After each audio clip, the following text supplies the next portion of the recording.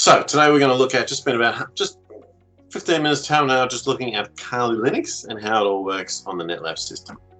So the first thing we need to do is make a schedule now. But this one topology down the bottom here, this is the one that has been made specifically for this assessment task. So we click on it, and there's only, as you can see, there's no instructions because there's not meant to be. The instructions are given to you in the task.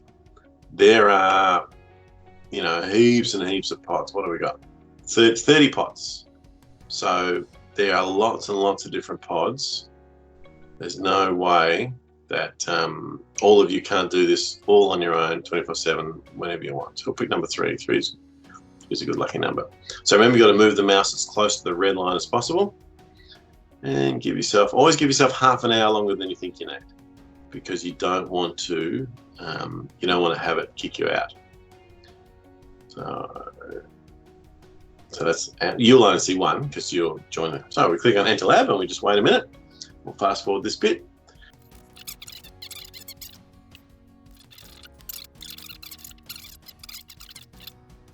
So multi-tab putty. Yes. Now what do we want? We want router 1, which is called 3. Now it's going to be unreadable, so let's change the appearance. Like I say, I'm a big fan of Lucy Console 16, so it's nice and big for the recording.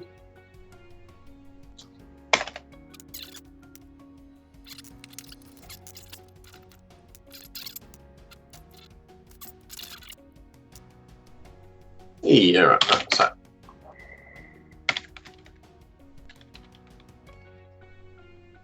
type. First thing we need to do is give it a name. Always the first thing you do is always give it a name. It's got to have a name for many, many reasons, but having a good name is always the first thing. And we'll do no IP domain lookup because that's a super useful command. Let's make an enable secret password of class. Let's go, what else do we have to do? Service password.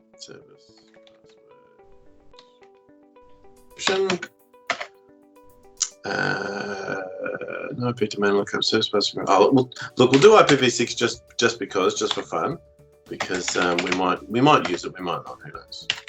Now, we'll set up, we'll set up basic Telnet just to start off with, and then we'll do SSH just to prove that we can do it more.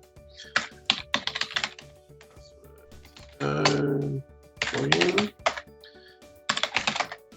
And we'll also set up the console, but all we're going to do on the console is we want to set up the there's a command called logging synchronous, and what that means is it's really good command, because if you don't turn this on, every time there's a notification on the screen, it interrupts your typing and it moves the cursor to the end of that notification. Whereas logging synchronous brings the cursor back to exactly where you are, so you don't lose your place.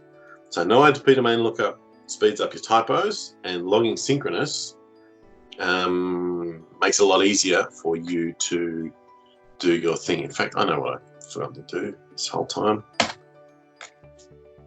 meant to do this.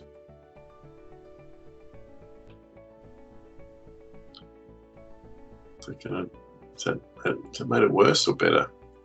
It hasn't done anything, has it? Never mind. Maybe I'll zoom it. Maybe I'll just forget about it. All right.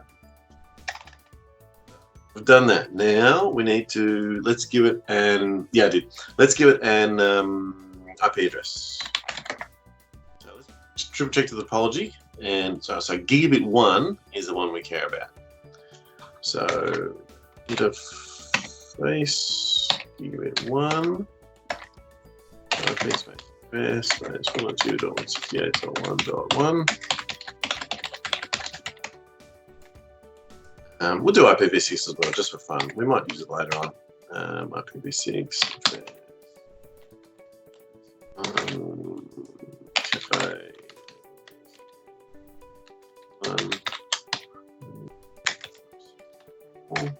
Oops, no. And then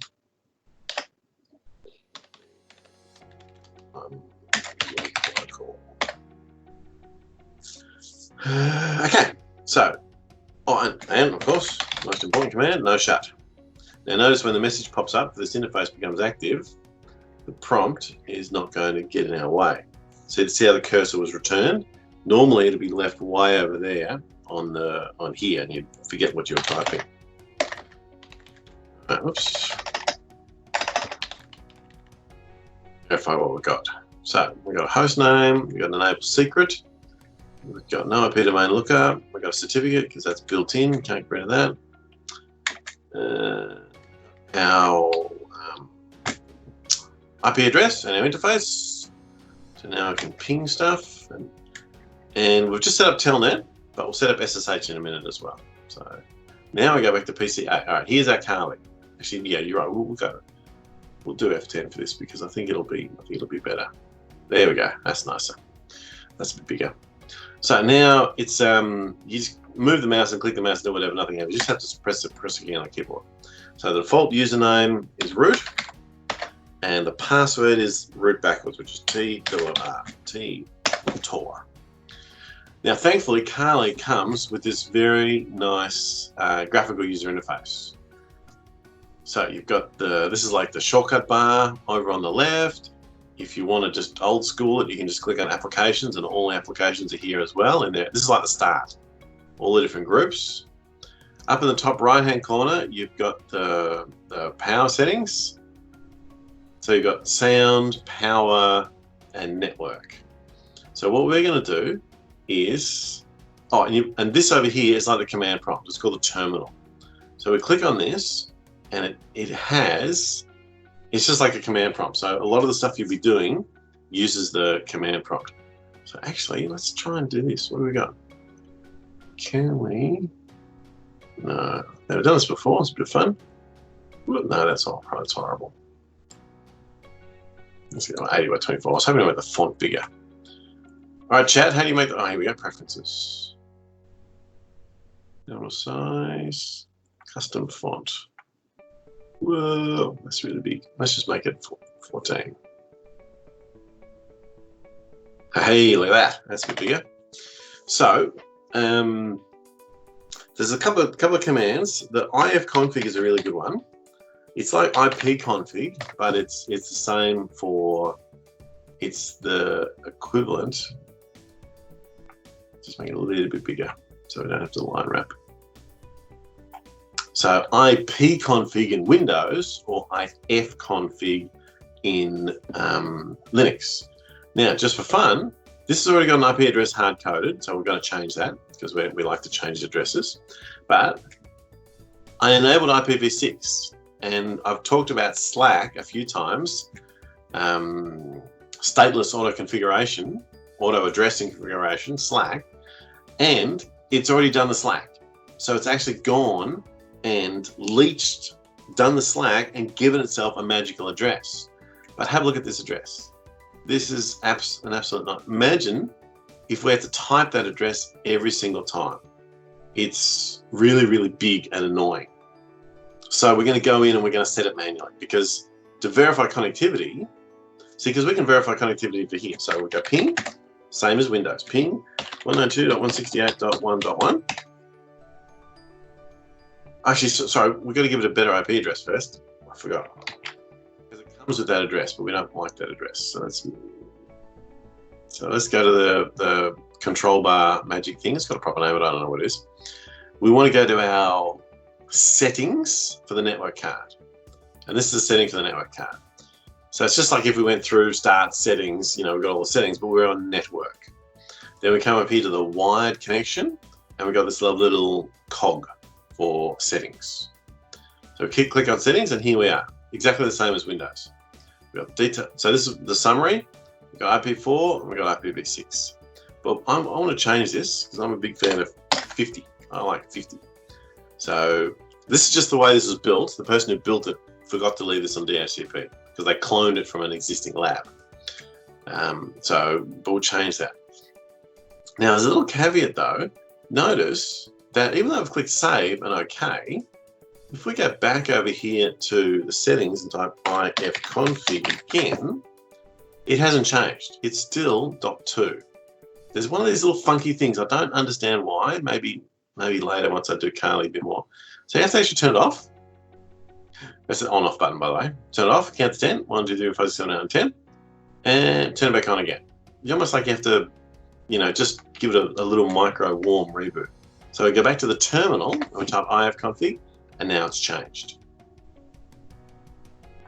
So we've given it, and we'll have to do the same thing when we do IPv6 in a few minutes. So then, now something else we want to do is there's another command that is for a different. See, I run at home an operating system called CentOS, and for my testing, and CentOS doesn't actually support the command ifconfig. So here's another command you should have in your repertoire for finding out the IP address of your device. So IP space address.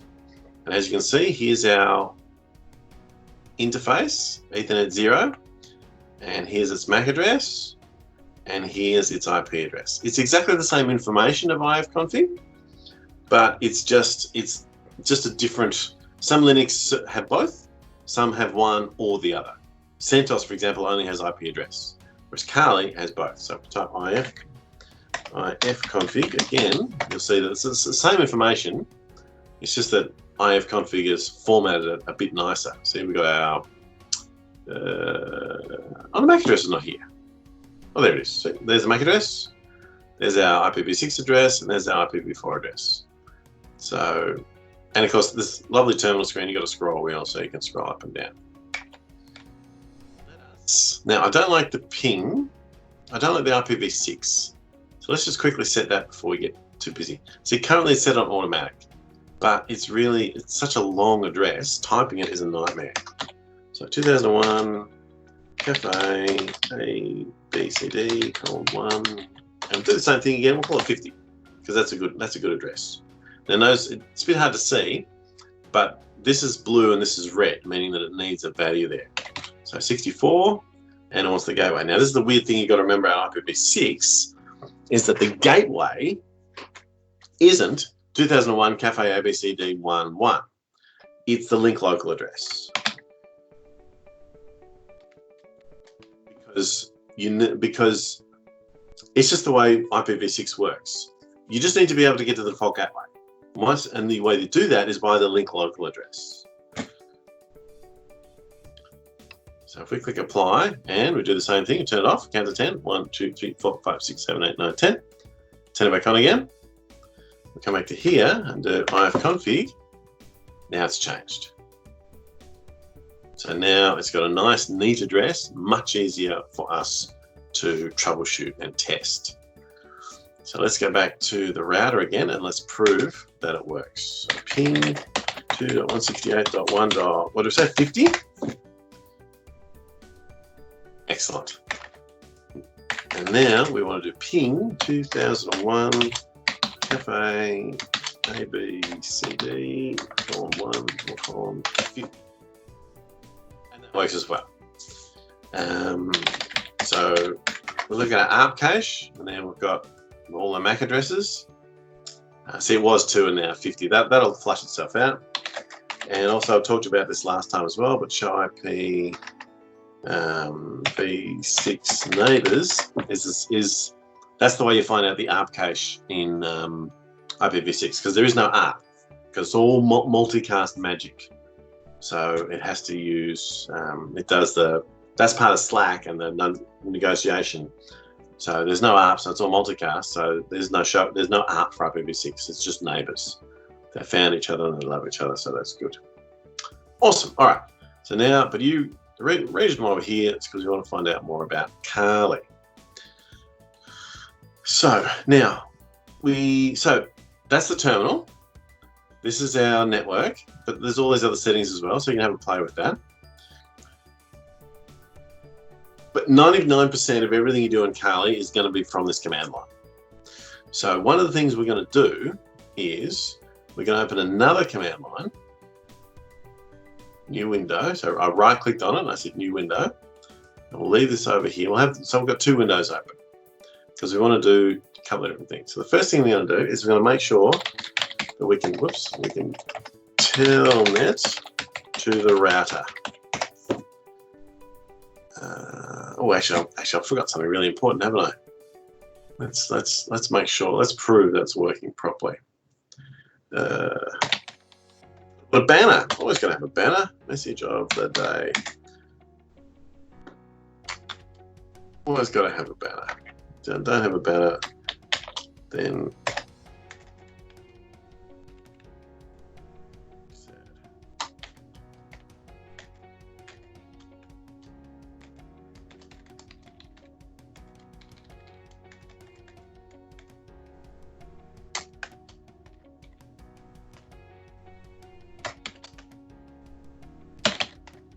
always got to have a banner. Banners are important. So I'm just logging out. There we go. There's that lovely banner. See, this proves, because banners are good, because banners prove that you have logged into the right thing. So Cisco, we made the password Cisco, and then there we are. We're on router 1. So enable class, and there we are. So we have now successfully telnetted into this device. Now, one of the things you will be doing is you'll be playing around with HPING. So there's our config, there's everything. See, it automatically added secure. That's why we went to secure. So what we're going to do, so this is our telnet, right? We're accessing in, we've got our telnet, we've got all our commands we can type in. So what we're going to do now is we're going to play around with the, sorry, forgive me for a second. We're going to play around with the HPING command.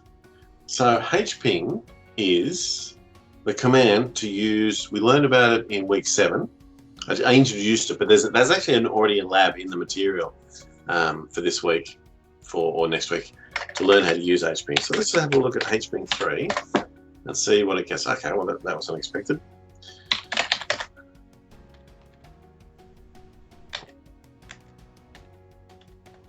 Oh, help. Of course, it's always double minus help. I always forget. Typically with Unix commands, to get the instructions is either manual or man, or you type the word help, /help, and you can get the help you need. So we type help. All right, goodness me, what a lot of commands. This is all of the different command line options we want to test. But that's actually a crazy amount of options. So that's something we don't really need all of those. But so if you want to see what every command we're doing, the help is there. So, but I've already got a cheat sheet because in chapter 3, chapter 7, we talked about it. So C is for count. Pretty sure. Let's check. Lowercase c. Yep, yeah, lowercase c is count. So how many packets we're going to send? We're going to send 10,000 packets. Now D is for size. We're going to make let's make them 120 bytes each. Now capital S, let's find capital S. Send the sins. So you cast your mind way back to the very early days when we learned about the TCP handshake and the three-way handshake. So every TCP SYN that I send to the router is obliged to acknowledge that SYN and send me a SYN of itself. So we're just going to overload it. We're going to send it 10,000 SYNs. And it's just going to freak out because that's too many half-open connections that it has to deal with. So SYN. Now, the port we're going to use, -P for port, we're going to use 23 because we're currently got a Telnet session open here. So, and right now we're typing and everything's fine. You see, we've got full connectivity. There's no, she'll see if this works. Show. Yes, it works. Excellent. There's a new command for today. Show processes CPU history. Gives us a pretty graph. So we can actually see, this is the last minute, sorry, I'm pointing at the screen, doesn't help. This is the last minute of CPU usage. And we'll do another command for today, show interface summary. Now it's line wrapped it. I'll see if I can get it to not line wrap it. Yeah, that's too fat. I think it's gonna. Oh, just got it. So I have to be a bit creative with my moving around. So this is. So if I ping, what do we got? Ping 192.168.1.50, and we'll do an extended ping. Why not? Ping. Yeah, it's not going to work as a ping. IP 192.168.1.50. This PC. Repeat. 1, 2, 3, 4. Datagram size 5555. That's big. Now that's a big ping. Now we just press.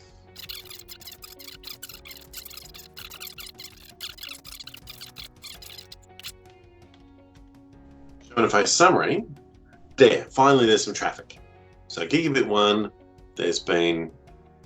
Now this is bytes per second. The bytes are bits. Oh, bits per second. So there you go. It's only 177K. Just tiny. It's nothing. It's like a modem could do as good speed. So that's not, it's done a little bit of work, but not a whole bunch of work. So let's come back down to here, because what we're going to do with this HPING command.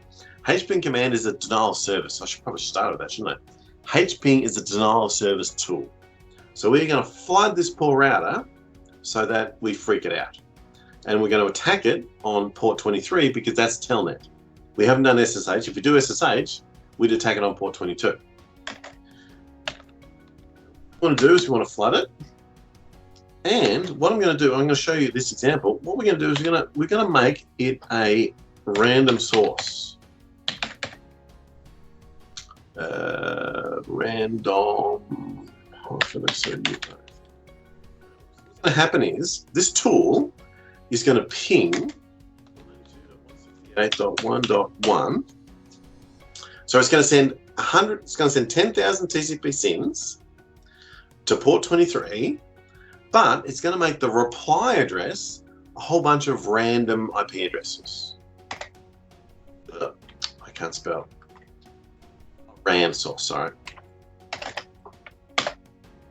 Right now it's doing it. Oh look, I'm typing and nothing's happening. My Telnet. See, look, it's like it's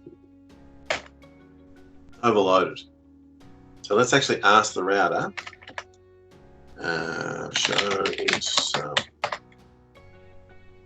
Okay, so now it's getting some traffic. Look at the receive. What do we got there? 15 meg. So it is getting 15 megabits a second of Telnet. And it's in fact so much that the actual CPU is saying, I can't handle this, dude. It's freaking me out.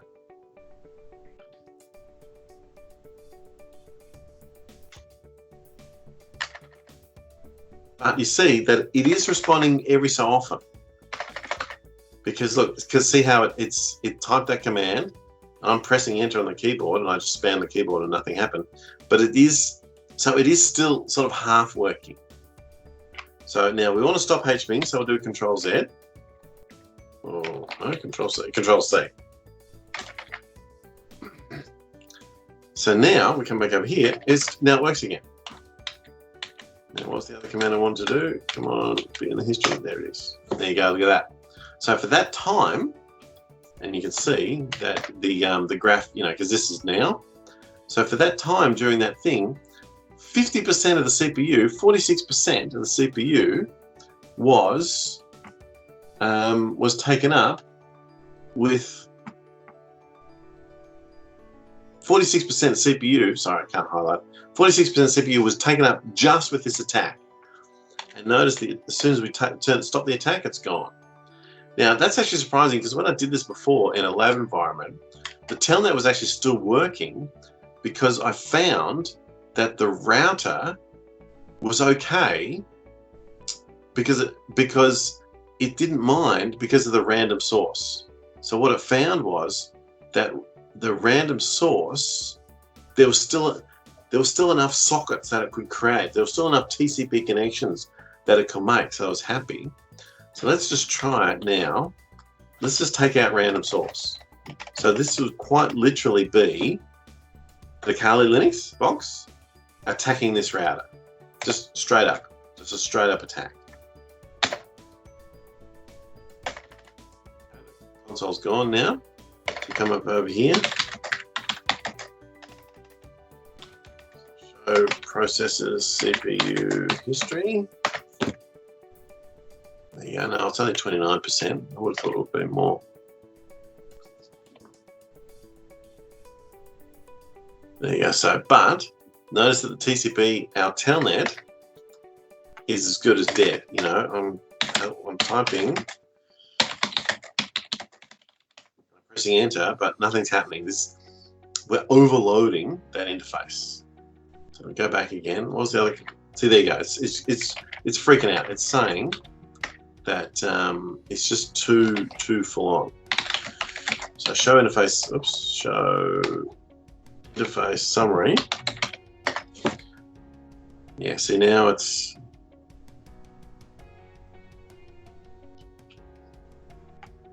Oh, look at that. Now it's up to 80 megabits a second. So this tool. Yes, actually, you're absolutely right. Someone in the chat just mentioned that we should Wireshark this stuff. So let's kill it. So Control-C to stop it. And one of these buttons, exploit text editor. All right, apps. I know it's here somewhere because I've used it. I just can't remember where it is. Sniffing and spoofing. There it is. Well, sniffing Wireshark. So because we're on the KALI, we can actually do the Wireshark from KALI itself. Now, if you haven't played with Wireshark, oops, I mentioned that, no one. If you haven't played with Wireshark, I strongly recommend it. So what we'll do is just to make sure you guys understand how Wireshark works, we'll do this. Wireshark is awesome. I hate it when it does that. There we go. Okay. So we're going to start a capture. Let's go. So we go. Now you can tell the Wireshark is happy because it's found the Ethernet 0 and it's got little squiggles on it. Little squiggles mean that it's seeing user data. So that means you can just click capture and it's just going to work. We're going to caption. We're going to go start. We're going to go over here. We're going to Telnet.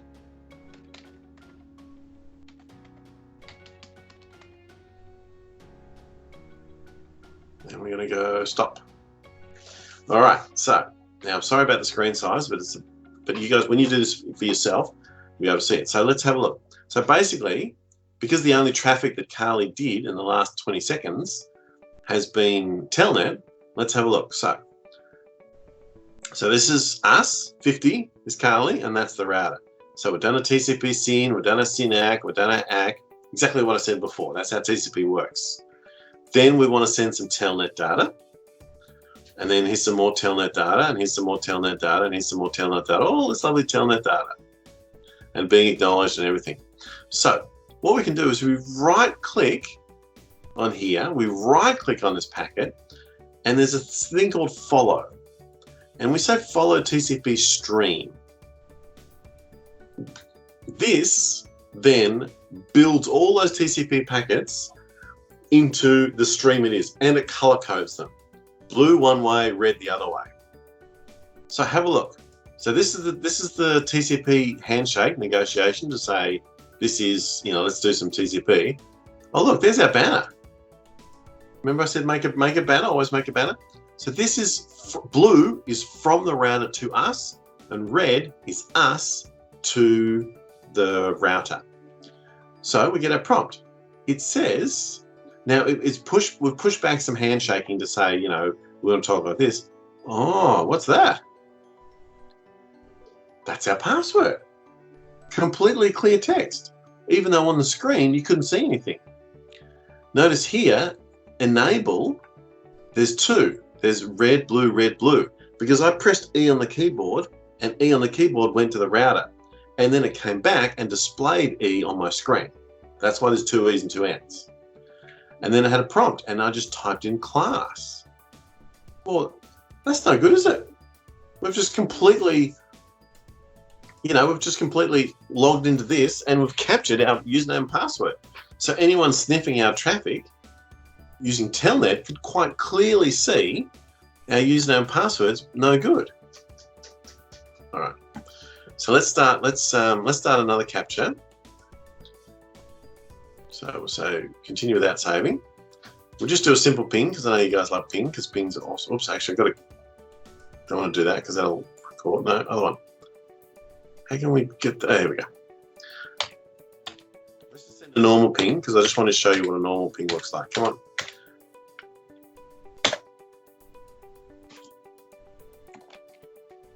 We go back to, oh no, sorry, kill. So here's our pings. So this is a Wireshark ping. Ping request, ping reply. Ping request, ping reply. Ping request. Notice from to from request reply. Notice here too that the ping itself, because we're using KALI, it is the alphabet. I know. Okay, now you guys don't know what I'm talking about, do you? So down here, if we open up all of this stuff, so this is the info, this is the packet, and this is the hex. So if we go down to here, so we go to ICMP, the message itself, we scroll down, whoops, scroll wheel, come on. It actually says that's the payload. The payload is just the data itself. So just for fun, just because I know you guys don't believe me, let's prove it. Let's prove it back the other way. Ping 192.168.1.50.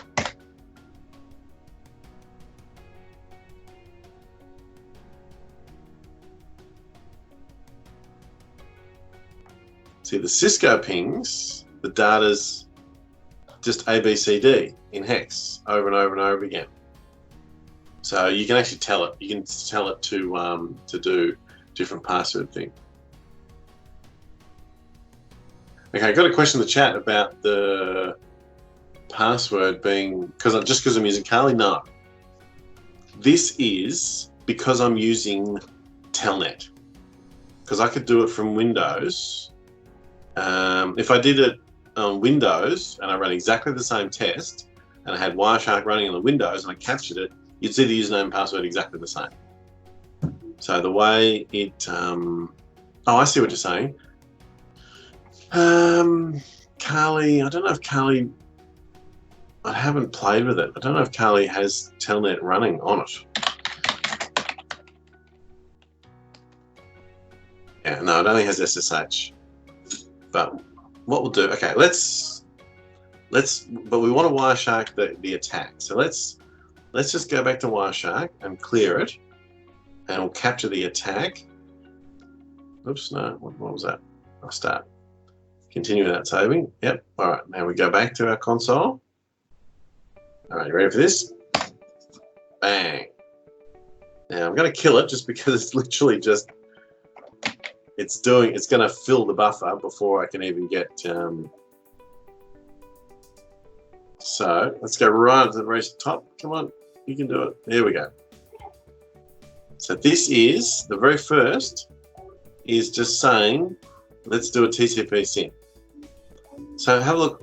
So the router, this is the answer from the router saying, are you sure? I don't really, what's that all about? But we don't care. Bang, we just send another TCP. And notice here the port number is incrementing. So now we've opened up another port to say 2827, let's open another port. So he acknowledges, says, okay, well, let's acknowledge that. No, send you another one. And we send you another one, random, and just we have literally just sent TCP SYNs. Sorry, that's at the bottom.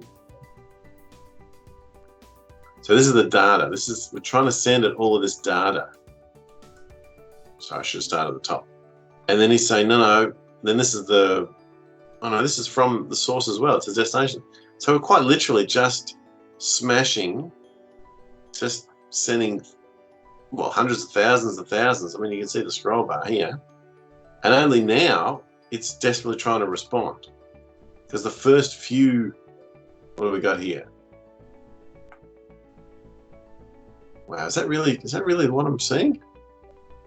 Yeah, I am. See, that's one. So in this short capture for only just a few seconds, look how many 804, quite literally sent 10,000.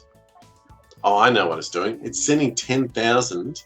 Okay, all right, yeah, let's do that. Good. All right, got a question in the chat. Let's add random source back in. Capture start. About. Oh, yeah, okay, we crashed it because we captured too much. See if we can do it again. All right, I've got to kill Wireshark now. Yeah, we broke Wireshark. So we got to open it again. Because it literally had too many things in its buffer.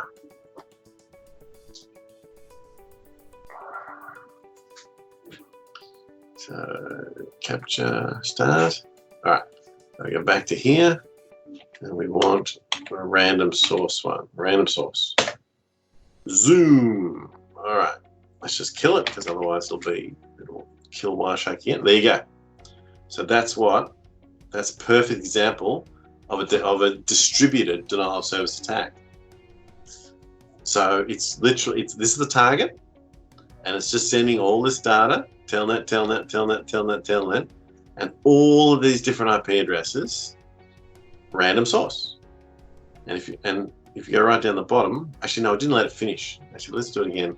I'll let it actually get to. Actually, maybe I'll only do 100.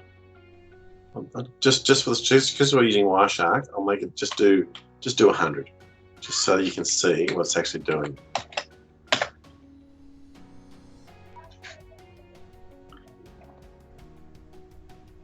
So, come on, oh no. No, I didn't let it finish again. Anyway, you get the idea. So random source is just randomly doing random IP addresses all over the place, just completely attacking it. So yeah, KALI has a GUI.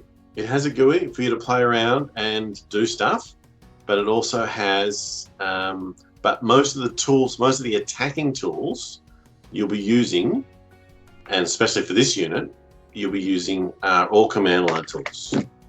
So in this unit, the only tool you need to use is HPING. But in other units, you're going to be using Nmap, you're going to be using a whole bunch of other attacking vulnerability tools. Can we do it with IPv6? That is an excellent question. I do not know. Let's find out.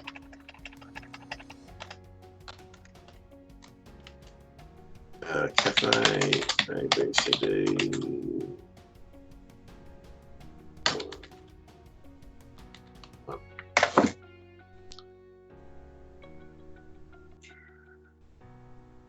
Oh, hang on.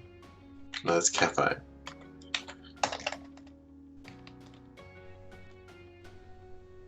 Okay, so, all right, let's do HPING3. Question help. Maybe it doesn't support IPv6. Maybe I need a different tool.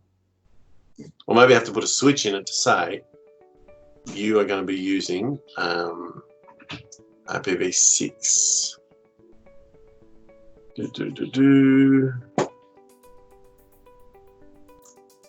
Yes, that's fine. My wife's doing some blending, so if you hear some background noise, but sorry, I'll edit it out of the video later on. So yeah, the question in the chat is, yeah, okay, IPv6. It's not that you can't spoof it; it's just that it is. You can always spoof the source, but the destinations are where they are. So you can't. When you're using IPv6, if you're using your real address, it's geolocated to where you are physically. But you could always, but see, denial of service attack is an attack. So if you want to make a random source, then it's going to be random. It's going to be random, and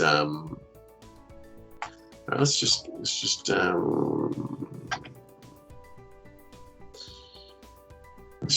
quickly check.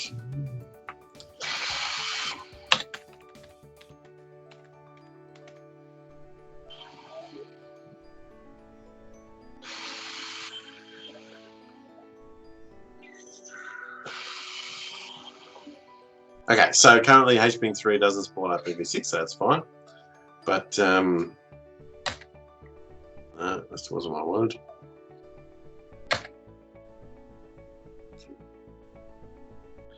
So, but yeah, but I mean, the thing I wanted to do this morning was just to make sure you're happy with KALI, because you're going to need to use KALI over the next few weeks. But just treat it like a GUI, and then when it says you need to run this command from the command line, then that command line is terminal. All right, now we've just got a few more minutes. What time is it? 11:30. All right. Just for fun, I want to prove that one thing that you don't do nearly enough is I want to prove how awesome. What am I saying? All right, I want to prove how awesome SSH is. So we are going to go back to PCB. In fact, we'll do it via Telnet because the screen's bigger, so it's a bit nicer on the eyes.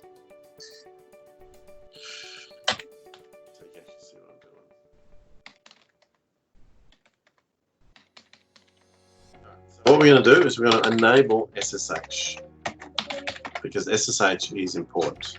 Now, I think I already made a local user just for fun, didn't I? Where is he? All right, admin. I already made a local user, so I don't need that. So, the steps for enabling SSH. First thing we need to do is set up a domain name. That is the most important thing, because you need a certificate for need to make a certificate. So you need to make a key, but the key is an RSA token, and the RSA uses certificate, so you got to have a certificate. So we'll do crypto key gen. Oops. That's annoying me now. That's better. So crypto key generate. Now this command is always a bit funky. So just make sure you get it right, because sometimes it's crypto key modulus generate. Sorry, sometimes it's crypto key generate modulus, sometimes it's crypto key generate RSA.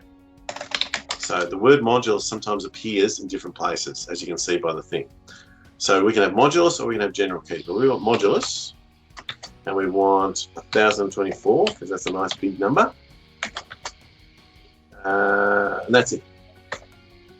So that has generated a self-signed certificate, and it's used this name for the self-signed certificate. So that is the actual self-signed certificate name itself. So that's why creating a domain name is the most important thing you have to do first, because if you don't create a domain name, you can't generate a certificate. If we didn't have that domain and we tried to generate that RSA key, it just wouldn't work. So generate a key. We've already got a local user database. So domain, key, local user database. So now we just have to turn on SSH. Line BTY 0 to 4. Oops. 024. That instead, all right. Input SSH. All right. I think probably one step I've forgotten, but we'll find out in a minute.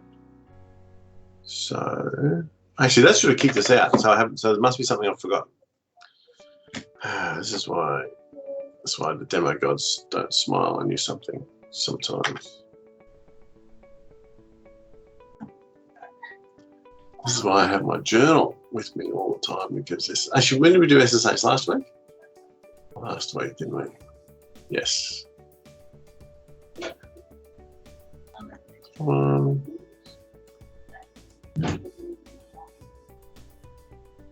is SSH? No, SSH must have been the week before.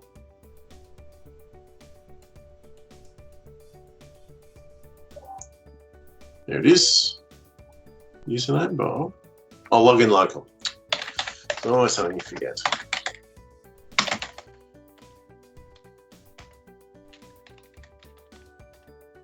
Good old login local. All right. It shouldn't kick me out because I said transport info SSH, but that just must be for new connections. Yeah, I buggered this up. Sorry about that. It's a bit messy. So we've got transport info SSH, we've got login local, and that's fine. And we have a local user database and a domain name. All right. So does who work on this? Whoops. Who works? That's good. So now we need to get back to this guy. Actually, let's try and use a piece of software to do it.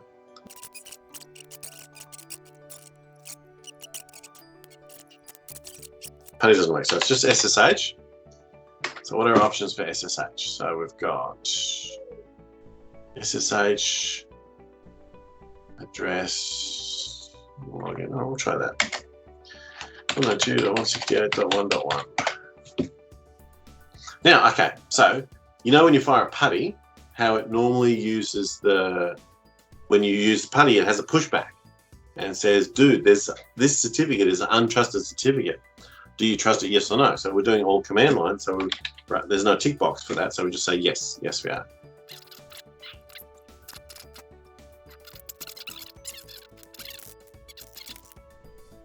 Need the username in the command line. Yeah, I don't like that user at. I prefer just the username. Oh, login name, -L, easy. So admin 192.168.1.1. So let us bring up Wireshark again, and let's watch it actually. Let's watch it how it handles SSH. So we're putting the username in the command line. Now, what did we say the username was? Cisco? No, class. There we are. So now we're going to stop the capture because we've logged in, right? So stop. So let's have a look at SSH now. So TCP, that's normal. That's the normal beginning. Then we click over to SSH and we negotiate our SSH syntax. And then we start to actually see, oh, look at that, Diffie-Hellman key exchange. We talked about that last week. Remember the different colored buckets? So we're doing, we're doing a proper cryptology handshake between us and the thing. But let's try and follow that stream. Yeah, see, look at this. Look at all the negotiation that went on just to do the key exchange. That's a lot. So then we scroll down a bit further, and then we actually get the actual traffic. See, encrypted packet, encrypted packet, encrypted packet. So let's follow that stream. Oh, it's the same stream, okay. So yeah, this is it. This is all of this is the username and password. So as you can see, in fact, let's do a new capture to prove that all the conversation is encrypted. Show run. Oh look, here's our lovely show run. Yay, show run. Come back over to here. And this is all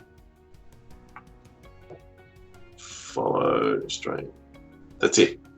So all of that lovely show run, all of that show run. This is me spamming the keyboard, and this is the back and forth, back and forth, back and forth. Everything we typed is completely encrypted. So just the simple thing of changing from Telnet to SSH. Look, even the TCP is swearing over how hard it is to decrypt this traffic.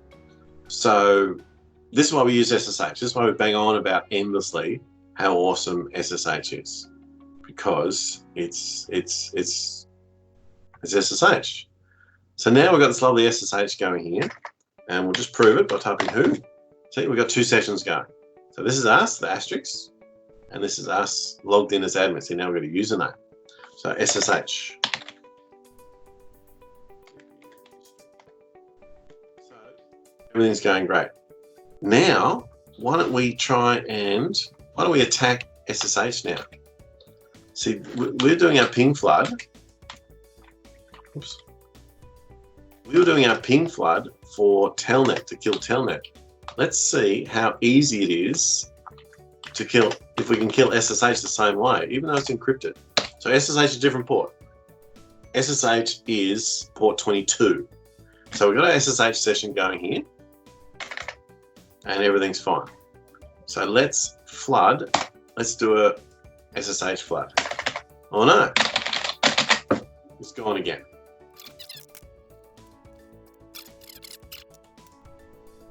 Oh, it's only 11%. But it's still, you can't, while the attack is in place, there's nothing happening. You can't do anything.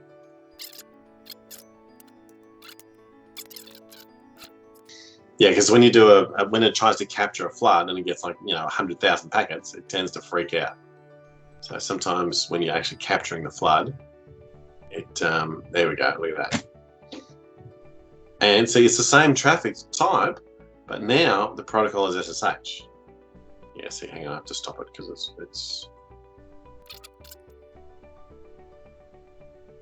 Yeah, I think the flood is actually making the KALI go high CPU as well.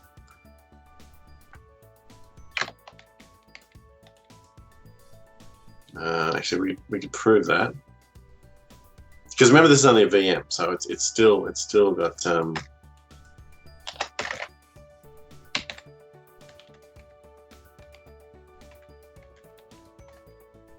well, I got it up to 47, so that's pretty high. What I was going to do was I'm going to exit out of this. So type in top. Top is a little yes, top is like a text version of the CPU. Do the attack again. The see how much of strain it puts on there. Oh yeah, no, actually you're right. Okay, there. So the actual attack itself is actually making KALI a bit sluggish. So because it's quite literally generating 100,000 packets a second, which is like, yeah, top is the same as Task Manager for the Linux. There's probably a GUI version of it. I don't know what it is. Like I say, when I use KALI, because I've come from a Linux that's all command line, I always use the command line tools. All right, I think that's enough for today about KALI, because literally this is it. Use the GUI to a point. Hang on, let's stop that. Ping, this one. Let's stop that. No, other one, where is it? Let's stop this. Did you bring the CPU back down again? Yes, it does. So that's good. Die. So yeah, so for KALI, so let's just a quick recap. So use the GUI for the things you need to use the GUI for. I mean, it's a GUI. It's got a web browser. It's got a command prompt. It's got settings. In fact, you can probably even get to the settings from here. No, you can't get the settings from here. So here's the settings. So we want to set our settings. We come up here. Up to the top right-hand corner is our network, our power. We can even reboot it if we want. So this is where we set up our network. So we set up, come on. Yeah, this is where we set up our network. We set up our IPv4. We set up our IPv6. Use the GUI. Use the GUI for all of this. There are ways of doing it from the command line, but you'll learn that later on. You don't need to know it for this. And then, like I say, it likes to be reset when you make changes. So you just turn it off, count to 10, 1, 2, 3, 4, 5, 6, 7, 8, 10, and turn it back on again. And every time you click the cog, this is the summary. So we've manually set that to 50, and we've manually set that to 50. So that's easy. And then when you want to start to do the attacking, that's when you use the command line. Now this should have broken. Oh no. Now who are we? This is the second one, isn't it? Yeah, this is the SSH one.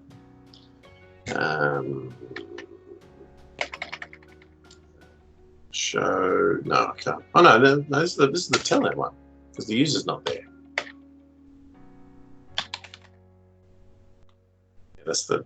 So and because there's no Putty GUI, you need to use SSH from the command line. So SSH -L for login. So that's like the username. Although you can do, no, we'll do, but this is the best way. Oh, okay, it's not the best way, it's a way.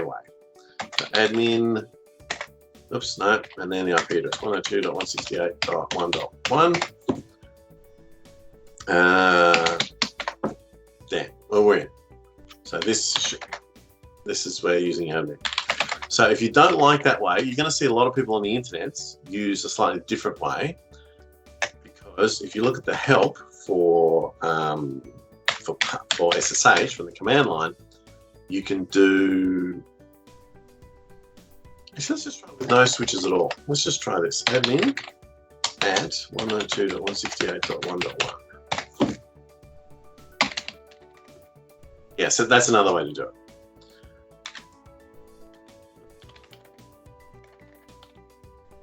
So I'm a big fan of this way because Cisco does it this way as well. You can do this from a router or a switch. SSH -L for login, the username, and then the IP address. Or you could do, this is a super old school way of doing things like for FTP, where it's the username at the IP address. Because this software only has the ability to challenge for the password. So you have to include the username in the command line. All right.